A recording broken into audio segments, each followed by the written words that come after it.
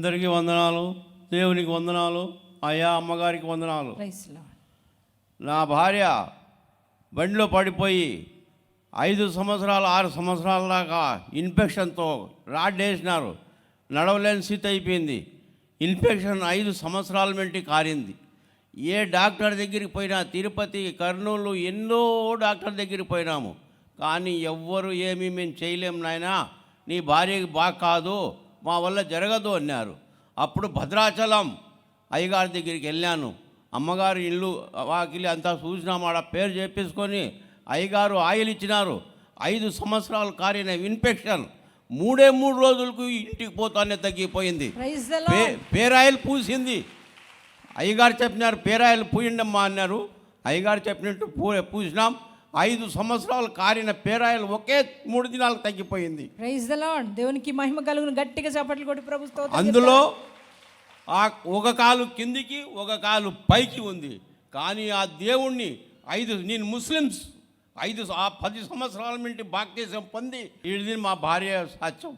నా ఆరోగ్యం బాగలేక 20 రోజుల క్రితం హాస్పిటల్ తిరుపతికి పోతే అమ్మగారుకు మా కూతురు ఫోన్ చేసింది.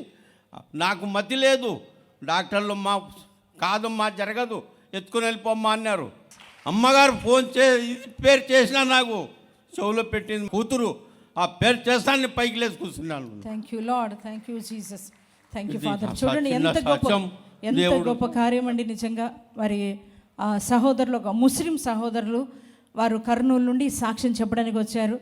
నిజంగా వారి యొక్క మరి భార్య మరి యాక్సిడెంట్ అవ్వడాన్ని బట్టి తనకు మరి ఇన్ఫెక్షన్ వచ్చేసి 5 సంవత్సరాలు ఆ ఇన్ఫెక్షన్ తోటి బాధపడి ఎంతోమంది డాక్టర్ల దగ్గరికి వెళ్ళారు, మెడిసిన్ వేసుకున్నారు, అయినా కూడా కంట్రోల్ కాలేదండి.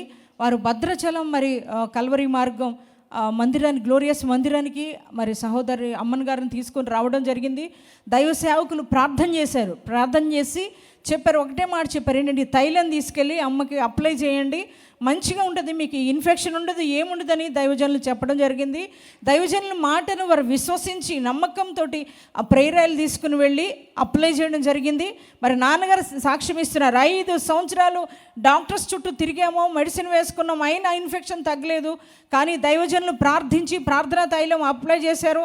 మరి 3 రోజులకే ఆ ఇన్ఫెక్షన్ అంతా తొలగిపోయింది. నా భార్య ఈరోజు ఆరోగ్యవంతంగా ఉందని సాక్ష్యం ఇవ్వడానికి వచ్చారు. అలాగే నాన్నగారు కూడా మొన్న మరి గడిచిన 20 రోజుల క్రితం భయంకరమైన మరి సీరియస్ అయిపోయింది తనకి. అటువంటి సమయంలో మరి డాక్టర్ ట్రీట్మెంట్ చేస్తున్నా కూడా తనకు నయం అనిపించలేదు.